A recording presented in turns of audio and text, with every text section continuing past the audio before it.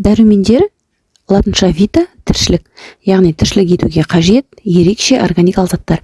Дәрумендердің биологиялық белсенділігі өте жоғары.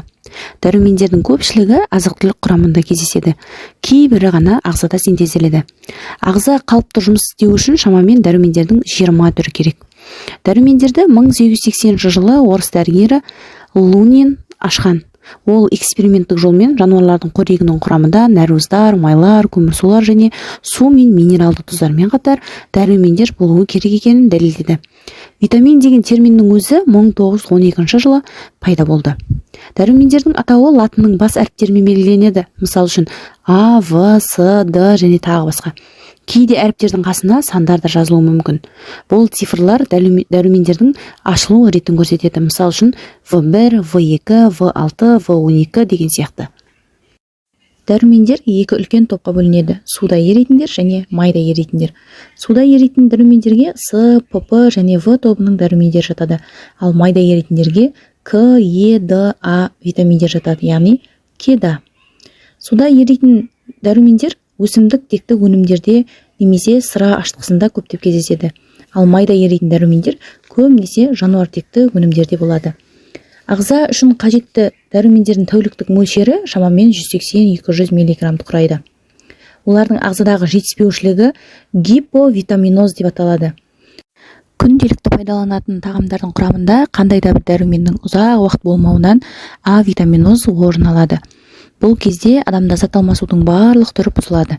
Тіршілік үшін қажетті кез келген маңызды дәруменнің тамақ құрамында ұзақ уақыт болмауының кесірінен тіпті соңында өлімге дейін апарып соғуы мүмкін.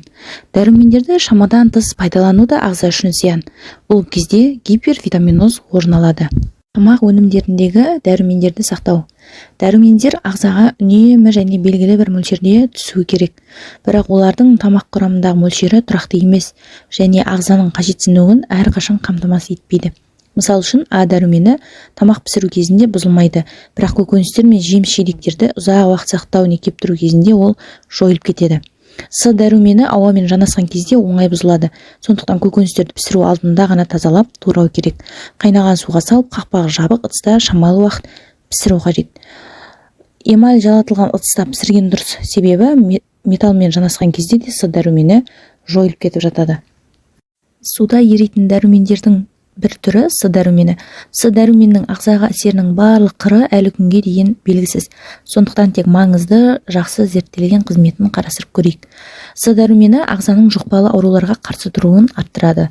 Сүйек пен тістің берік болуына әсер етеді. Эпителий ұлпасының қайта қалпына келу жылдамдығын арттырады. Биологиялық тотығу кезінде бөлінетін зиянды заттардың бұзылуына қатысады. С дәруменнің жетіспеушілігінен адам тез шаршайды, сілемейлі қабықшасы қабынады, қызыл иегі қанайды.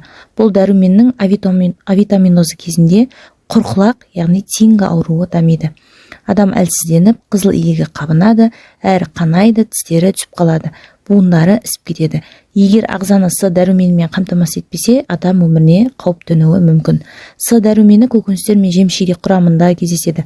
Ол итмұрын, қара қарақат, лимон және тағы да басқа цитрус дақылдарында 40 қабатта көп мөлшерде кездеседі. Бір тәуліктегі қажетті мөлшері 60-100 мг. В1 дәрумені тиамин. В тобына жататын басқа дәрумендер сияқты жүйке жүйесінің қызметінде маңызды рөл атқарады. В1 дәруменінің жетіспеуі көмірсулардың алмасуының бұзылуына апарып соғады. Соның салдарынан жүйке және жүрек қан тамырлары жүйесінің жұмысы бұзылады. В1 дәруменінің авитаминозы кезінде адам бері-бері ауруымен ауырады. Адамның денесі қалтырайды, қимыл қозғалысы бұзылады, ұйқышыл және селқостық пайда болады. Миы қалыпты жұмыс істемейді. Бірақ қазіргі уақытта бері-бері сияқты аурумен ауру сирек кездеседі. Бұл ауру тек күрішпен тамақтанған оңтүстік шығыс Азиядағы түрмеде жатқан адамдар арасында пайда болды. Күріш, бидай, арпа, сұлы кебектері, жасыл, ас жапырақ, салат жапырағы, сүт өнімдері, жұмыртқа, жидектер, осы өнімдер В1 дәруменіне бай.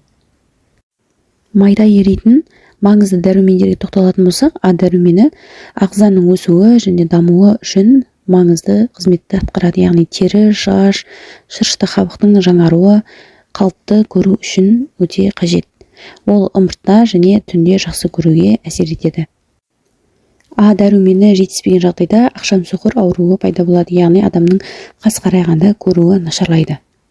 А дәрумені көп мөлшерде жануартекті өнімдерде кездеседі. Бауыр, сары май, сүт, жұмыртқа сарыуызында, уылдырықта, балық майында көптеп кездеседі.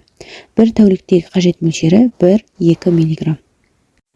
Д дәрумені кальциферол. Ішек бүрлерінің тамақтан кальций мен фосфорды сіңіру үдерісін қамтамасыз етеді. Д дәрумен болмаса, кальций фосфаттары тамақтан қанға түспейді де, сүйек ұлпасында жетіспейді, сүйек әлсіз болады. Д дәруменнің гиповитаминозы балаларда мешел, яғни рахит ауруын тудырады. Кітаптағы 41-ші суретті қараңыздар. Дене салмағының ауырлығынан аяқтары қисаяды, кеуде қуысы көкетке, ол ішекке қысым түсетіндіктен қарны шығып тұрады.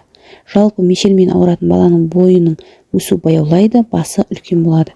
Ұйқысы бұзылады, бұл балалар жұқпалы аурулармен көп ауырады. Д дәрумені ультракүлгін сәуленің әсерінен тері жасушаларын синтездейді. Сондықтан Д дәруменін күн дәрумені деп те атайды. Мешел ауруының алдын алу үшін кішкентай балалар күн ваннасын көп қабылдау керек. Д дәрумені көп мөлшерде балық майында, бауырда, атлант майшабағында, жұмыртқада, сүтте, майда және тағы басқаларда кездеседі. Өсімдік тектік өнімдерде Д дәрумені жоқ десе де болады. Бір тәуліктегі қажет мөлшері ересек адам үшін 2,5 мг, ал балаларда 12,5 мг құрайды.